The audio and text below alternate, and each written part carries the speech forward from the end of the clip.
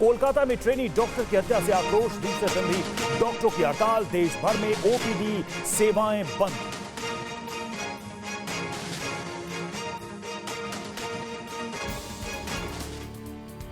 Federation of all India medical association ने भी कोलकाता में लेडी डॉक्टर के साथ हुई दरिंदगी के खिलाफ आज से ओपीडी सर्विस बंद करने का ऐलान कर दिया है। मुंबई से लेकर अलीगढ़ और जयपुर में डॉक्टर प्रदर्शन कर रहे हैं। आईएमए ने स्वास्थ्य मंत्री से मिलने का समय मांगा है। दिल्ली में कल से ही डॉक्टर कार्य बहिष्कार पर हैं, जिसकी वजह से एम्स में सर्जरी के 80% केस नहीं लिए गए। रेजिडेंट डॉक्टर्स मामले की सीबीआई जांच की मांग कर रहे हैं। पश्चिम बंगाल की सीएम ममता बनर्जी ने कहा है कि अगर रविवार तक पुलिस नतीजे पर नहीं पहुंचती है तो सरकार खुद सीबीआई को जांच सौंप देगी। राजस्थान में बारिश का फिर से रेड अलर्ट, अगले 24 घंटे भारी बारिश की चेतावनी। जयपुर समेत 9 जिलों में रेड अलर्ट जारी। अजमेर अलवर में बारिश का येलो अलर्ट जारी किया गया।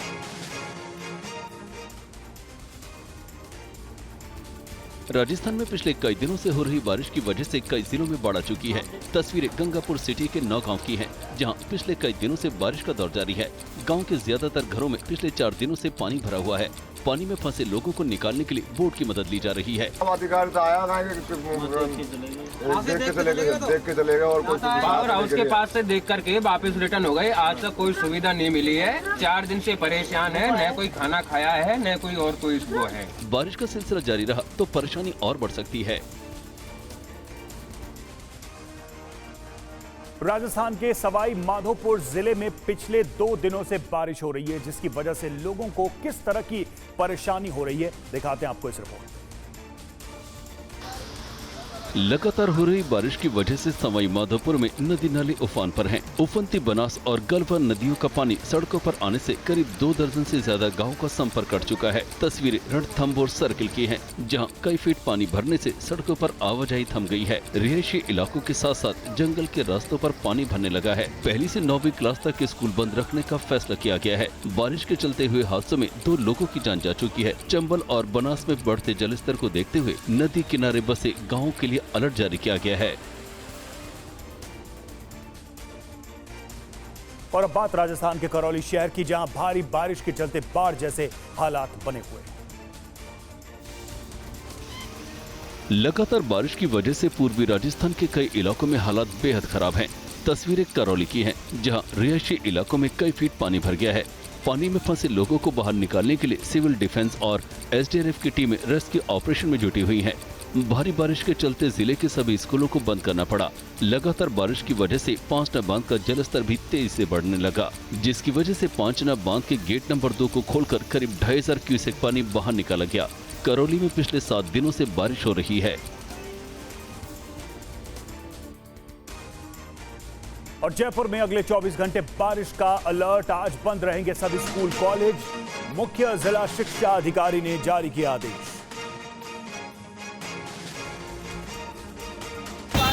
ये देखो भाई साहब, तेज बारिश की वजह से जयपुर एयरपोर्ट के अराइवल गेट पर पानी भर गया। इस तरह की तस्वीरें लगातार जयपुर एयरपोर्ट से सामने आ रही हैं। थोड़ी देर की बारिश के बाद भारी जल भराव हो जाता है और यहां आने वाले यात्रियों को इसके चलते परेशानी का सामना करना पड़ता है। एक बार फिर तेज बारिश के बाद एयरपोर्ट पर पानी भर गया और फायर ब्रिगेड की टीम पंप की मदद से पानी निकासी की कोशिश करती नजर आई। बताया जा रहा है कि ड्रेनेज सिस्टम ठीक न होने से एयरपोर्ट पर लगातार जल भराव की समस्या सामने आ रही है। से लेके पोर्ट तक पानी फिर लबालब। दिल्ली एनसीआर में बारिश का दौर एक बार फिर से शुरू हो चुका है। दिल्ली में 3 दिनों तक बारिश का येलो अलर्ट है। दिल्ली एनसीआर में सोमवार सुबह बारिश का जो सिलसिला शुरू हुआ वो देर रात तक जारी रहा। रुक रुक कर हो रही बारिश की वजह से सड़कों पर जल भराव भी देखने को मिला। तस्वीरें दिल्ली के उद्योग भवन इलाके की हैं, जहां आवाजाही में लोगों को परेशानी हुई। अब दिल्ली के धौलाकुआं की हालत देखिए, जहां तेज बारिश की वजह से सड़कों पर पानी भर गया और गाड़ियों की रफ्तार धीमी पड़ गई। यहाँ शांति निकेतन कॉलोनी में भी कई फीट पानी भर गया। वहीं नोएडा में भी रात भर रुक रुक कर बारिश का दौर जारी रहा।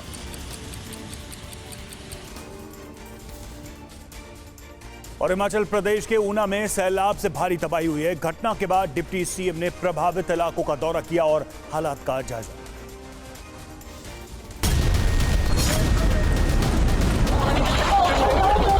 ऊना में जल प्रलय की ये तस्वीरें 2 दिन पहले की हैं, लेकिन ये प्रलयंकारी मंजर यहाँ के लोगों के दिलो दिमाग में आज भी समाया हुआ है। ऊना में हर तरफ तबाही और तबाही के निशान देखे जा सकते हैं।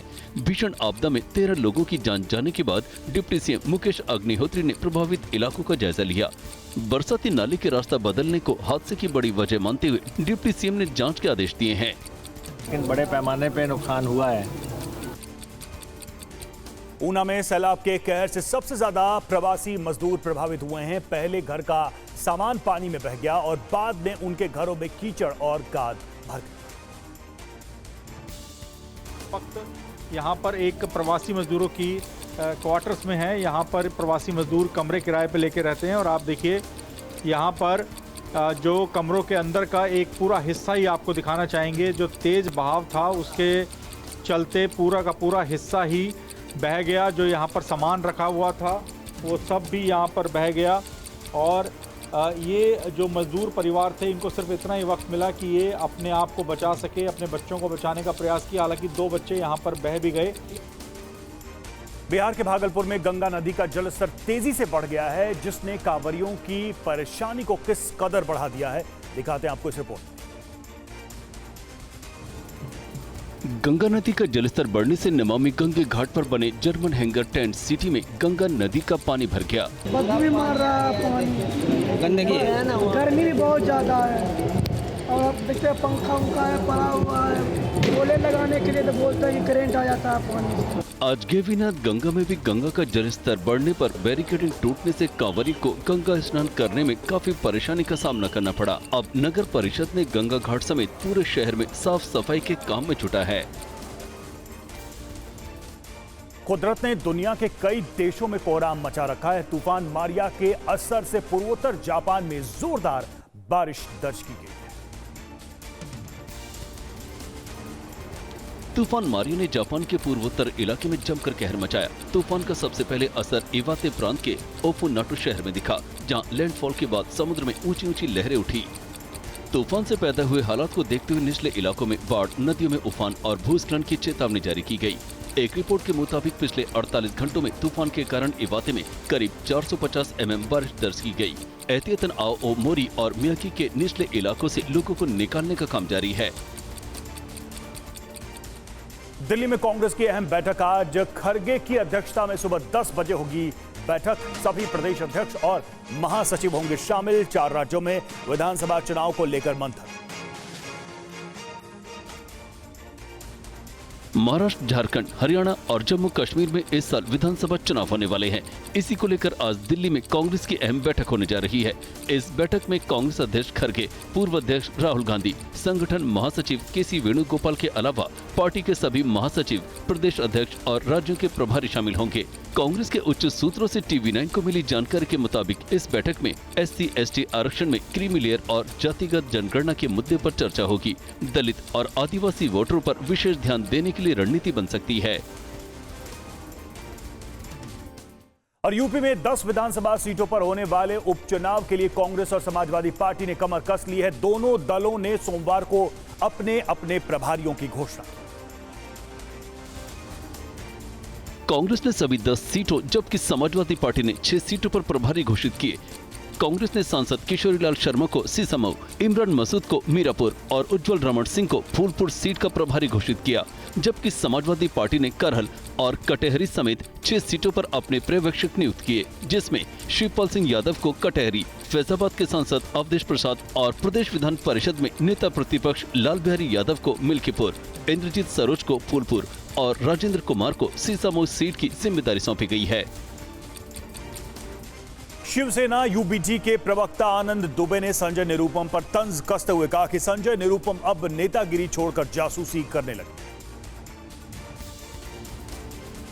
एकनाथ शिंदे गुट के नेता संजय निरुपम के आरोपों से उद्धव गुट के नेता भड़के हुए हैं। संजय निरुपम ने आरोप लगाया था कि उद्धव ठाकरे ने दिल्ली में साउथ अफ्रीका से फरार आरोपी गुप्ता बंधु से मुलाकात की थी, जिस पर उद्धव ठाकरे गुट ने ये जवाब दिया। संजय निरुपम आजकल नेतागिरी छोड़ के जासूसी का काम कब से शुरू कर दी? दिल्ली में उद्धव ठाकरे साहब, संजय राउत साहब किससे मिल रहे हैं, ये आपको खबर कैसे मिल रही? हमारे नेताओं की छवि धूमिल करने के लिए किसकी सुपारी आपने ली? हिंडनबर्ग ने अपनी ताजा रिपोर्ट में सेबी की चेयरपर्सन और उनके पति पर गंभीर आरोप लगाए हैं, जिसको लेकर कांग्रेस और बीजेपी आमने सामने। कि हिंडनबर्ग की रिपोर्ट आने के चंद सेकंड के बाद कांग्रेस पार्टी के नेता उस पर ट्वीट करने लगते हैं। क्या हिंडनबर्ग पहले कांग्रेस पार्टी को रिपोर्ट दिखाता है और फिर देश को दिखाता है? क्यों हिंडनबर्ग घबराया हुआ है सेबी के शो कॉज नोटिस में, जिसमें कहा गया है कि हिंडनबर्ग ने अडानी समूह की कंपनियों के शेयर से 122 करोड़ रुपए का लाभ कमाया है शॉर्ट सेलिंग से। जो तथ्यात्मक बिंदुवार मुद्दे हिंडनबर्ग ने उठाए हैं, उसका बिंदुवार जवाब सेबी कब देगा, प्रधानमंत्री कब देंगे, निर्मला सीतारमन जी कब देंगी, हम उस तारीख की इंतजार कर रहे हैं। और दिल्ली में अगले साल होने जा रहे विधानसभा चुनाव की रणनीति को लेकर आम आदमी पार्टी ने कमर कस ली है। कल आम आदमी पार्टी विधायकों की एक अहम बैठक हुई।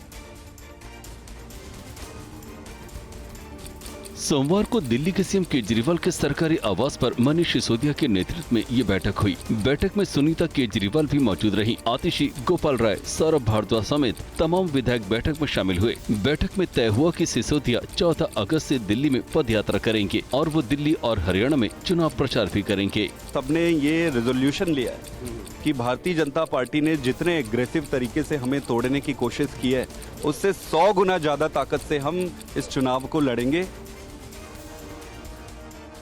दिल्ली में 15 अगस्त के दिन झंडा फहराने को लेकर अभी भी सस्पेंस बना हुआ। तिहाड़ जेल प्रशासन जेल से एलजी को लिखे गए लेटर को लेकर नाराज है। सीएम केजरीवाल ने तिहाड़ जेल से एलजी को चिट्ठी लिखकर कहा था कि 15 अगस्त को उनकी जगह आतिशी तिरंगा झंडा फहराएंगी, जिस पर सियासत जारी है। पहले मुख्यमंत्री ने जेल से चिट्ठी लिखी, उसके लिए कहा गया कि जेल से चिट्ठी नहीं लिख सकते हैं। अब गोपाल राय जी उनसे मिलकर आए, जो कि जेडीयू इनके पास है, और ये कहा गया है कि आतिशी फहराएं। वो वेट कर लेते हैं एलजी साहब क्या रिस्पॉन्ड करते हैं। तिहाड़ जेल सूत्रों के हवाले से खबर है कि एलजी को लिखे लेटर पर जेल सुपरिंटेंडेंट ने केजरीवाल को चेतावनी दी है। उन्हें कहा गया कि ऐसा दोबारा करने पर उनकी सुविधाएं कम की जा सकती हैं। यूपी के कन्नौज में नाबालिग से रेप की कोशिश के आरोपी पूर्व ब्लॉक को 14 दिन के लिए जेल भेज दिया गया। वहीं इस केस पर सियासत भी शुरू हो गई। नाबालिग से रेप की कोशिश के आरोपी नवाब सिंह यादव के खिलाफ पोक्सो एक्ट के तहत मामला दर्ज किया गया है। हालांकि उन्होंने खुद के खिलाफ साजिश का आरोप लगाया है। एसपी नेता नवाब सिंह यादव को लेकर बैकफुट में नजर आई पार्टी ने आरोपी और पीड़ित का नार्को टेस्ट कराने की मांग की है। हम चाहते हैं कि वास्तव में नार्को टेस्ट हो और जो सच्चाई है उसका दूध का दूध और पानी का पानी हो जाए, पूरी तरह न्याय हो। अयोध्या रेप केस के बाद अब कन्नौज केस को लेकर बीजेपी हमलावर हो गई है। सरकार ने ब्रॉडकास्टिंग सर्विस बिल का ड्राफ्ट वापस लिया। ब्रॉडकास्टिंग सर्विस बिल का नया ड्राफ्ट तैयार करेगी सरकार। सोशल मीडिया और ऑनलाइन कंटेंट क्रिएटर्स के लिए था यह बिल।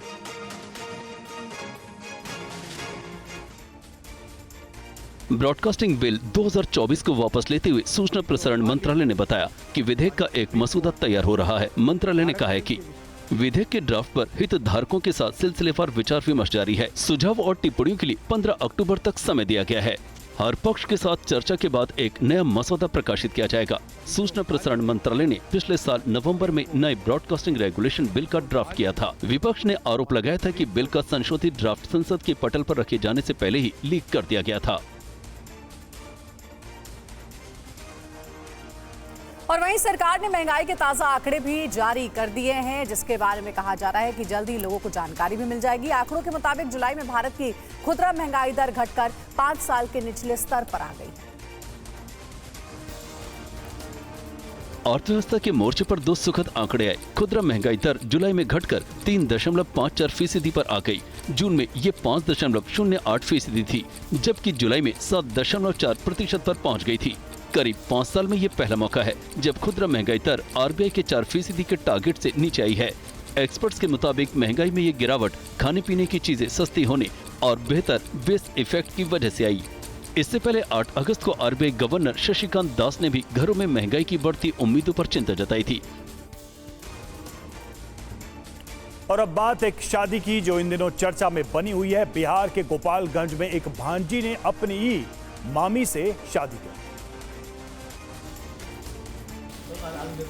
मामी और भांजी पिछले 3 सालों से एक दूसरे को पसंद करते थे, जिसके बाद इन दोनों ने शादी करने का फैसला किया। लालजोड़े में मामी और भांजी एक साथ सासामुसा रेलवे स्टेशन के पास दुर्गा मंदिर में पहुंचे, जहां इन दोनों ने एक दूसरे को वरमाला पहनाई। भांजी ने मामी की मांग में सिंदूर भरा और फिर दोनों ने साथ फेरे लिए। 3 साल से हम इनसे प्यार करते हैं, ठीक है, इसीलिए हम शादी कर रहे हैं इनसे, और ये भी प्यार करते हैं मुझसे। मेरी मामी रिश्ता में लगती है।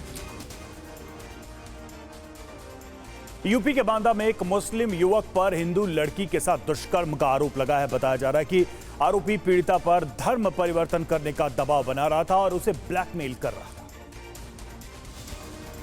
ब्लैकमेल किया मुझे, बोलता था तू अगर मेरे से बात नहीं करेगी तो मर जाऊंगा, तो तेरा ही नाम आएगा। लड़की ने सलमान नाम के युवक पर दुष्कर्म करने का आरोप लगाया है और सलमान के दोस्त सुशील पर वारदात में साथ देने का आरोप लगाया है। मामला उत्तर प्रदेश के बांदा का है। लड़की ने बताया कि सलमान ने शादी का झांसा देकर पहले उसके साथ दुष्कर्म किया और उसके बाद पुल से नीचे फेंक दिया। हालांकि पुलिस कुछ और ही दलील देती नजर आई। जम्मू में करीब 55 आतंकियों की मौजूदगी की खबर है, जिनके सफाई के लिए सेना ने स्पेशल ऑपरेशन चलाया हुआ है। LOC पर भी सेना के जवान अलर्ट हैं। देखिए TV9 संवाददाता अंकित भट्ट की रिपोर्ट। जम्मू संभाग में तकरीबन 55 आतंकी सक्रिय हैं, जिनके खात्मे के लिए जम्मू कश्मीर पुलिस और भारतीय सेना लगातार जम्मू संभाग के अलग अलग जिलों में ऑपरेशन चला रही है। तस्वीरों में जो आप देख रहे हैं ये है मेटल डिटेक्टर, और यहाँ पर लाइन ऑफ कंट्रोल की अगर बात की जाए तो यहाँ पर माइंस का भी काफ़ी ज़्यादा खतरा रहता है। और ऐसे में ये देखिए किस तरीके से यहाँ पर जो सेना के जवान हैं वो बेहद ज़्यादा अलर्ट हैं। कुछ इनको मूवमेंट लगी है, जिसके बाद यहाँ पर रुकने का इशारा जो है वो यहाँ पर किया गया है। 15 अगस्त के मद्देनजर पाकिस्तान की आतंकी साजिश को नाकाम करने के लिए सेना के जवान सरहद की मुस्तैदी से निगरानी कर रहे हैं। इस समय मैं मौजूद हूं भारतीय सेना के फॉरवर्ड बंकर में। यहाँ पे भी आप जवान देखिए कि किस तरीके से अलर्ट हैं। यहाँ पर जवान जो हैं वो निगेव लेकर हैं और साथ में अतिया आधुनिक हथियार और अतिया आधुनिक उपकरणों के साथ लगातार लैस हैं। तस्वीरों में आप देखिए एक जवान जो है वो लगातार यहाँ पर पूरे इलाके में सर्वेलेंस रख रहे हैं। HHTI ये ऐसा इक्विपमेंट है जो रात के समय इस्तेमाल किया जाता है। वहीं जो आप दूसरी दूरबीन देख रहे हैं ये दिन के समय इस्तेमाल की जाती है। बांग्लादेश में हिंदुओं के नरसंहार पर भारत के 50 से ज्यादा नामचीन लोगों ने ओपन लेटर लिखा है। साथ ही संसद में हिंसा के खिलाफ प्रस्ताव पारित कराने की मांग की। बांग्लादेश में हिंदुओं के साथ जारी हिंसा को लेकर आज ही हिंदू प्रतिनिधिमंडल बांग्लादेश में अंतरिम सरकार के चीफ मोहम्मद यूनिस से मुलाकात करेगा। प्रियंका गांधी ने भी सोशल मीडिया पोस्ट के जरिए बांग्लादेश में अल्पसंख्यकों के साथ जारी हिंसा की आलोचना की है। प्रियंका ने कहा, किसी भी सभ्य समाज में धर्म, जाति, भाषा या पहचान के आधार पर भेदभाव, हिंसा और हमले अस्वीकार्य हैं। वहीं पश्चिम बंगाल में इस्कॉन टेम्पल के MD राधा रमन दास ने UN से बांग्लादेश में हिंदुओं को बचाने के लिए शांति सेना भेजने की मांग की है। भारत और श्रीलंका की सेनाओं के बीच संयुक्त सैन्य अभ्यास मित्र शक्ति की शुरुआत हो चुकी है। 25 अगस्त तक चलने वाले इस अभ्यास में भारतीय दल का नेतृत्व राजपूताना राइफल्स कर रही है। श्रीलंका के आर्मी ट्रेनिंग स्कूल मधुरे ओया में मित्र शक्ति ज्वाइंट ड्रिल की शुरुआत हुई। इस दौरान भारतीय ध्वज दिखाकर भारतीय दल का स्वागत किया गया। 12 अगस्त से 25 अगस्त तक चलने वाले ज्वाइंट ड्रिल में भारत की ओर से राजपूताना राइफल्स के 106 जवान और अधिकारी शामिल हैं, जबकि श्रीलंका इस सेना का नेतृत्व गजाफिर रेजिमेंट कर रही है। ड्रिल के दौरान एंटी टेरर ऑपरेशन, इंटेलिजेंस और ज्वाइंट कमांड पोस्ट के साथ साथ स्पेशल हेलीबोर्न ऑपरेशन अहम है। मित्र शक्ति का ये 10वां संस्करण है। इससे पहले इसका आयोजन भारत के पुणे में किया गया था। कनाडा में हर साल की तरह इस साल भी एबॉट्सफोर्ड इंटरनेशनल एयर शो का भव्य आयोजन हुआ है, जिसमें US एयरफोर्स के साथ कई यूरोपीय देशों के जाबाज पायलट शामिल हुए। कनाडा के अबॉट्सफोर्ड में आयोजित इस इंटरनेशनल एयर शो को देखने के लिए दुनिया भर से सैलानी पहुंचे थे। सबसे पहले RCAF के CC-330 हस्की विमानों ने हवा में एक साथ उड़ान भरी और परस्पर तालमेल के साथ हवा में कई तरह के करतब दिखाए। एबॉट्सफोर्ड इंटरनेशनल एयर शो में अमेरिकी वायुसेना के F-22 रैप्टर और F-16 फाल्कन ने जब उड़ान भरी तो आसमान में अलग ही तस्वीर नजर आई। 1962 में शुरू हुआ ये एयर शो कनाडा के एबर्ट्सफोर्ड में 4 से भी अधिक सालों से आयोजित होता रहा है। विनेश फोगाट मामले में सीएस आज फैसला सुनाएगा। रेसलर विनेश फोगाट ने सिल्वर मेडल की मांग की है। ओवरवेट होने की वजह से अयोग्य हो गई थी विनेश।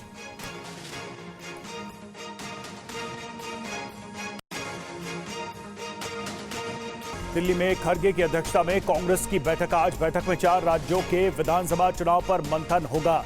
महासचिव, प्रदेश अध्यक्ष और राज्य प्रभारी होंगे शामिल। सुबह 10 बजे कांग्रेस मुख्यालय में होगी अहम बैठक।